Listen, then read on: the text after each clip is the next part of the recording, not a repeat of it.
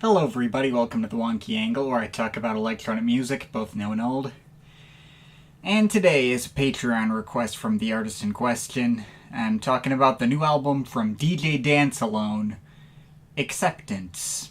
Alright, it's that time again for a request video from someone who sends something into the $10 tier of my Patreon page, and one who I've already done 2 proper videos highlighting the work of, which I have linked in the description. For those who aren't already in the know, I was first introduced to Memphis techno and vaporwave and garage artist DJ DanceAlone, aka Darnell Stewart, through him sending in an album he made under the name Dissonance called Memphis Innovation, which I've gone on record a number of times as being both my favorite album that's ever been sent in to me through that Patreon tier, but also my number 4 favorite album of 2021, and also just one of the most exciting, hard-hitting, and consistently investing collections of classic techno and garage blends that I think I might have even heard this decade so far. After that album, he did take a break from music due to various real-life personal issues, but last year he came back under his primary alias DJ DanceAlone, putting out an album called Owl Theory,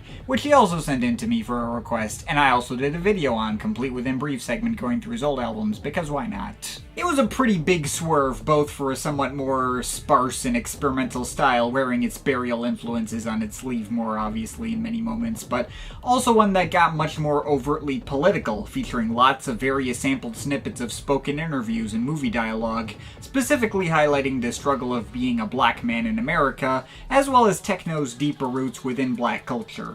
I did find all the album's messaging to be salient and thought it was important to be highlighting, though on a purely musical level I did find the album to be a bit hit and miss, with some tracks often stopping dead to just let those spoken snippets take the focus at the expense of the album's overall pacing. It was a bit awkwardly constructed as a whole. Still a good album that I could easily respect all the decisions going into it, and one that gave me a lot to say in the context of a video. Still one I can recommend hearing, too. Just not an album that left me itching to come back to it more, or really hit me on a visceral level in the same way that his work under the Dakuan name did. But anyway, now he has a new album releasing on the same Black Techno Matters label he released Owl Theory on, sort of a companion to that project, though also kinda doing something different. There is something of a loose political theme to this album as well, as the Bandcamp description outlines. It's sort of meant to evoke the feelings of watching the state of the country you live in go to absolute shit on a level nobody would have imagined, coming to terms with and accepting that this is the new reality and doing what you can to continue to survive. Sort of expressed in an abstract way on the album cover, with a giant uncanny CGI face coming out of the water symbolizing the uncontrollable adversity we're all facing under this administration, and a guy on a boat having to just stand there and deal with whatever may come for him next in the face of this face. However, unlike Owl Theory, which spelled out its messaging in a very direct way through the spoken snippets, the messaging of Acceptance is being delivered in a much more abstract way, just through the tone of the music itself. There is one track with a spoken snippet in Teaching to the Converted, which is about what the title implies.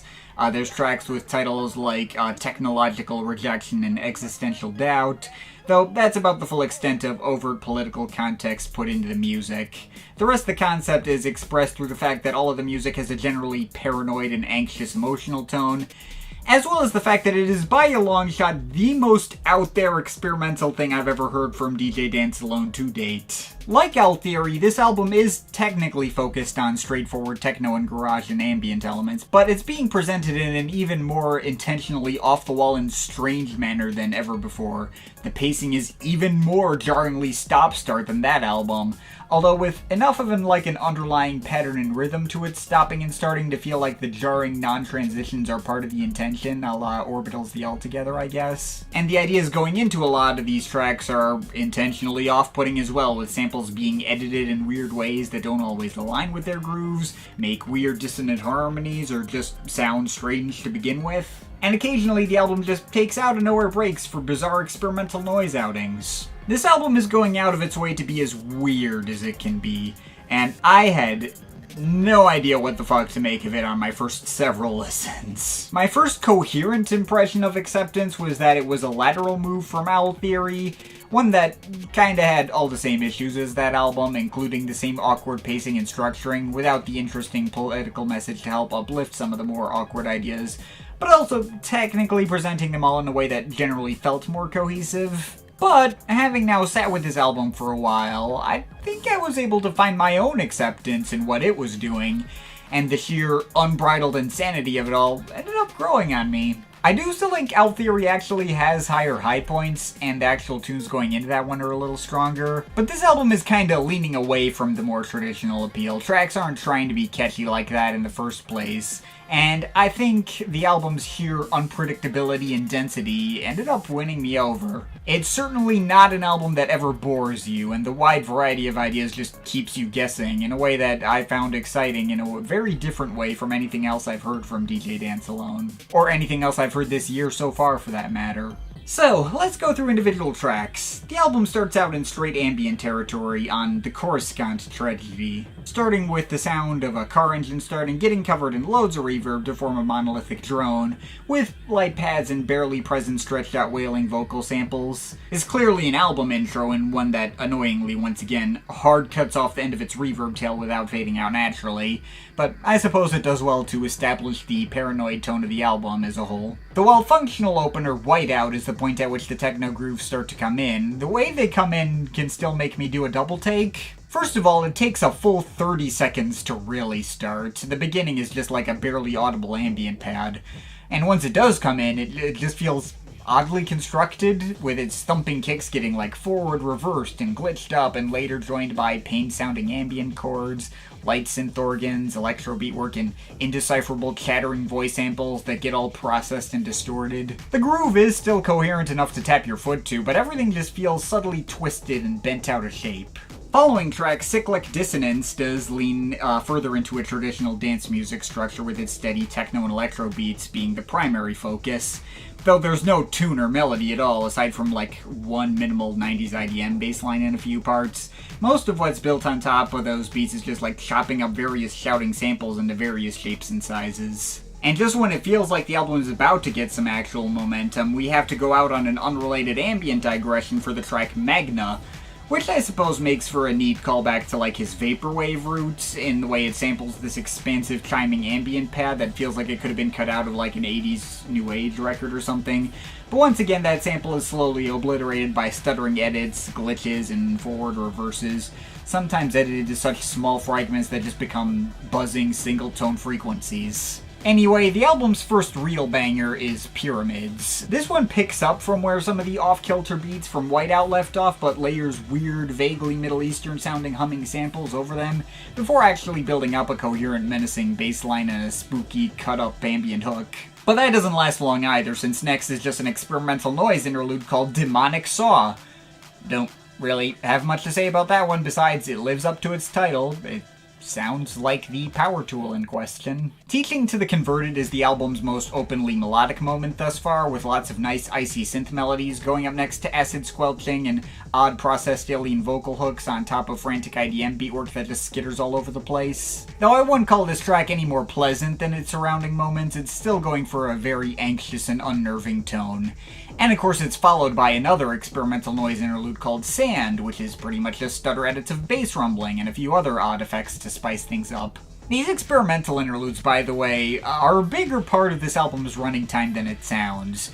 Interludes can be 2 minutes, with more regular tracks only being a minute or two longer than them, if not just a comparable length to them. These tracks I'm calling interludes are clearly being presented as a whole secondary focus of the album that can't really be skipped over without losing the intended effect. And sometimes tracks even blur the line between experimental interlude and more traditional banger, like the next track, Technological Rejection. This track starts out with completely formless, chaotic, robotic garbling and just builds a regular clattering techno beat on top anyway, with synth organ stabs and aggressive maybe soul singer yelping snippets, with maybe a light little Boards of Canada-ish keyboard melody buried in the middle. Not even to mention the couple of crashing bits of 80s percussion thrown in there later. Shit gets wild. But if shit is getting too wild for you, there's a brief breather provided by Blossoming Mountain, which mostly focuses on a comparatively more pleasant and hopeful sounding set of ghostly ambient pads, though only for the first half of the track. Halfway through, it abruptly cuts off into a bunch of formless drum sounds that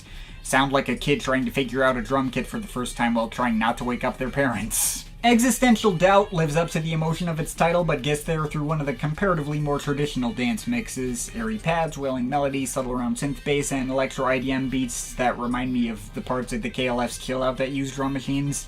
Almost kind of cinematic effect being made there. But of course we can't have a track like that without another experimental interlude, so next up we got... Oh, damn it.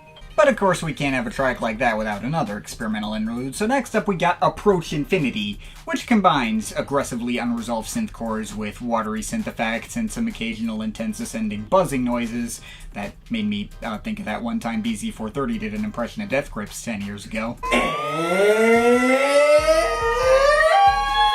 Then you got Drex, which as per its title is a pretty direct homage to Drexia. Very standard electro beats and wiry melodies and semi-screechy sample chops following directly in their footsteps. Even kind of builds up and down in the same way as one of their tracks would. That's pretty neat. But finally, the album ends on quite the climactic note with Drowning in the Atlantic Ocean.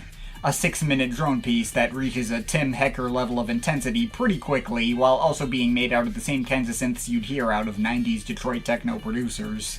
Just loads of drilling synth pads that build further and further with lots of squirty effects and some airy soul samples, both processed and unprocessed, layered on top for extra flavor and emotional stakes. All building up to the end where everything just hard cuts out of nowhere and the album ends in over a full minute of complete dead silence. Bleak as hell way to go out, but it is fitting as a finish. Definitely leaves an impression too. So yeah, that's everything on Acceptance. This album is completely bonkers, often flirts with traditional techno and IDM sounds being made to come off slightly uglier and freakier on purpose, and jumps around in energy so wildly to induce whiplash sometimes. It's the kind of listen that evokes the feeling of an anxiety disorder. But there's always just enough of a method to its madness to make it all feel like it's serving a greater purpose in context, mostly to mirror the horrors of simply living as an American in 2025 and watching every institution designed to help people that we've taken for granted getting systematically ripped apart, or like fully naturalized US citizens getting deported just for publicly supporting Palestine, or even just having like foreign sounding names or something. Always with that feeling in your head that you could be next on the chopping block. And as unbelievably bleak as all of that is, it was the kind of thing where the more times I put this on, the more fun I ended up having with it. Yes, it is designed to mirror the horrors of our reality in America, and there is, like, I guess some orbital monsters exist type intellectual appeal of having that mirror through the emotional tone of this material, but there is also room to just have fun with the batshit insanity and wild twists and turns the album takes you on as well. So yeah. At this point, we are admittedly pretty far removed from the appeal that first made me a fan of DJ DanceAlone's work in the first place. It's definitely not the kind of, like, easily approachable listen I can easily recommend to everyone, and I myself needed some time for all of it to really click with me. But at the same time, I mean, I know a lot of my followers are, say, Oudiker fans, so I'm sure there's plenty of you out there to whom something on the more out there experimental side like this could easily appeal to. Don't expect Oudiker level production quality, mind you. This is still sticking to the same somewhat lo-fi sound palette that previous DJ DanceAlone projects have stuck to. But if you're up for something on the weirder side of the techno and IDM world that does have enough of a grasp of the fundamentals of what makes these genres work to both play with those frameworks and make them still hit well enough, give this a shot. I'm overall feeling a 7.7 out of 10 on this. But of course, this is just my opinion. You can feel free to disagree with it, but I'd like to hear your thoughts, so leave the comments in the comment thing down there. Shout out to my Patreon supporters. They're awesome people. You want to add yourself to that list, the link to my Patreon is in the description. But yeah, that's pretty much it. That's all for today. See you next time.